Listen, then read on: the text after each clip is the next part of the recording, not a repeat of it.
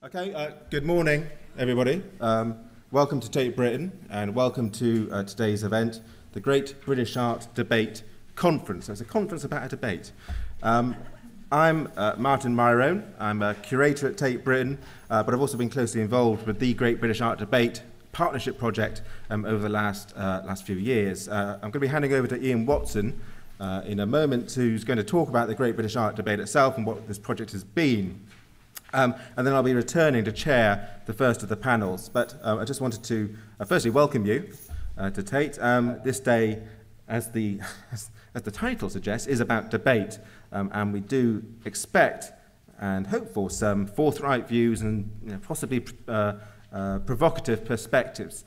We are by no means expecting consensus at any point during the day. So debate is really key to what we're doing here today, and I hope that we can have a forthright but also kind of productive exchange of opinions and views. The first two panels are being run so that we have presentations from the speakers, followed by a gathering on the stage of those speakers to address a specific question, which will be chaired by myself for the first panel and Nigel Llewellyn, who's in the shadows at the back, for the second panel. Depending on the dynamic and depending on the timing, we may take questions during those panel sessions from the audience, from you guys out there. We will certainly be taking questions from the audience for the question time panel that Patrick Wright is chairing as the final session of the day. During the day, as you're here in the debate and as you're mulling over things yourself, please do formulate questions, put your name and a question on a piece of paper, and you can deposit them in the question time box, which is that very glamorous looking cardboard box there, and we will be selecting from that box for the question time panel at the end of the day. So do please deposit questions there before the coffee break this afternoon. I think that's all the major points, and with that I'm going to hand over to Iain Watson, who's going to say a few words about the Great British Art Debate itself and introduce the day. Iain.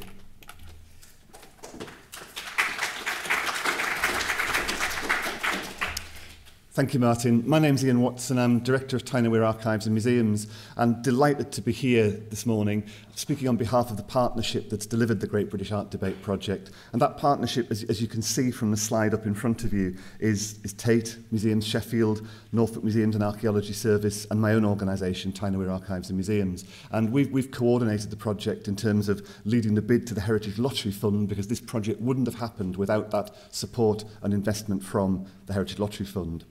I think each of the words in Great British Art Debate is problematic in its own way, and I hope we might explore each of those words singly, and then when you put those words together, 4 times problematic, or perhaps it's problematic to the power 4, and it's probably a geometrical rather than an arithmetic relationship. So a big challenge as to what it's about, what it means. We started on this journey as 4 organisations with significant collections of British art. We wanted to explore how we used those collections, what those collections meant, how they worked together as a distributed national collection, because none of us, own our collections personally. Those collections are held in trust for the public, and I certainly have a strong view that, it shouldn't matter where you are in the country in terms of accessing our national collections. That doesn't mean collections in national museums, because equally the collections that are held up in the North East are part of national collections in the sense that they're held on behalf of the public. We wanted to do these things in a number of different ways, and we planned a series of 4 very major exhibitions. Currently, the John Martin show obviously is on here at Tate Britain, and I do hope you get a chance to have a look at that show. Those exhibitions have explored new ways of co-curating exhibitions between different partners. I think we've explored 2 or 3 different ways through the 3.5, 4 years of working together. We've also developed new models of how an exhibition comes about. So when we wrote the first application to the Heritage Lottery Fund, we wrote in that we would create something called taster exhibitions. We didn't quite know what taster exhibitions were, but we thought it sounded like a good idea, and we thought through the project we'd actually discover what they were. What we've discovered is they can be lots of different things. So in some cases, it was a question of perhaps having, one key work that you showed in advance of having a major exhibition, inviting the public to comment on that, raise the questions. In other cases, it was having a small exhibition, perhaps with different works to those which you would select for the final exhibition. And again, having some debate, some discussion, we had computers formulating word clouds that helped us explore some of the thoughts for the coming exhibition. And in some cases, it was happenings, events, music, cinema, variety of different interventions that took place in advance of the major exhibition, and I think gave the exhibitions that we've produced through Great British Art Debate a character all of their own. And certainly speaking for my own organisation, it's certainly a methodology that we want to use in the future, and not only with our art exhibitions. We think there's something there that we can spread into many other areas of exhibition as well. One of the key things that we wanted to achieve through the Great British Art Debate Partnership was organisational change. And we set out to look both at how our own organisations would develop through this process and through different ways of working, and also how we could work together and strengthen bonds, strengthen partnerships across the country. And I think that's been an interesting and exciting journey. We've made new friends in the process. We've learned about the opportunities and the challenges of working together. But when you look, I think, at those 4 exhibitions that we've produced, it's been a huge achievement. We're going to address today a number of questions relating to the Great British Art Debate. And I think to start with the word debate, people have said, well, where is the debate? Well, clearly, right today, the debate is here, and we want to have that. And I think each of the exhibitions has posed questions. Those questions have been different. They haven't been the same questions throughout the process, but that has been part of the enjoyment and part of the interest. In taking the debate forward, we've got 3 panel sessions today, and there is the opportunity, which Martin's going to say a little bit about, for you to actually post questions. So there will be a box so you can post your questions on. Obviously, there's a hashtag as well, so hashtag GBAD11. You can tweet things. We'll pick up things that are tweeted as well. So it'll be good to get a great debate going around these things.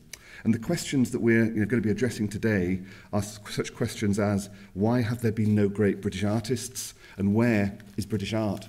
I think one of the things that's important in remembering when we think about where we are here today is the changes that have happened in the UK, both in the UK Parliament and in the home nations over the 4.5–5 years since we actually started writing this application. There have been significant both small p and large p political changes, and in terms of issues like Britishness and identity, I think you've only got to look at the current debate that's happening around the Eurozone and how people feel about the relationship with Europe and how people position themselves to see how identity is very, very shifting.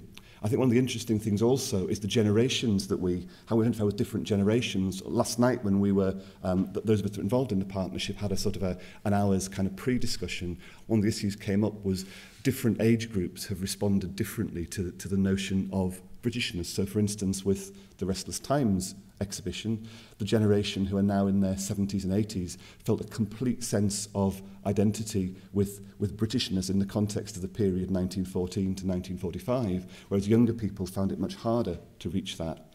There was some interesting research done a few years ago at the Smithsonian looking at both current and future audiences as, over the next 25 years, the baby boomer generation, and speaking as somebody who's just about on the very, very end of that generation reaches the point where it's visiting museums and galleries much less, and our generations X, Generation Ys, Millennium generations are the people who are visiting and who are then taking their children and grandchildren to them.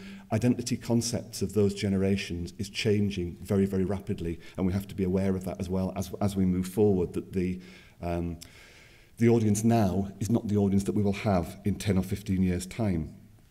So a big debate there about identity. Art continues to be something. I don't know how many people have seen The Guardian this morning and Charles Saatchi's sort of provocative piece in a fairly typical Charles Saatchi way, but just to sort of read a brief quote from Saatchi this morning in The Guardian. For professional curators, selecting specific paintings for exhibitions is a daunting prospect. Far too revealing a demonstration of their lack of what we in the trade call an eye.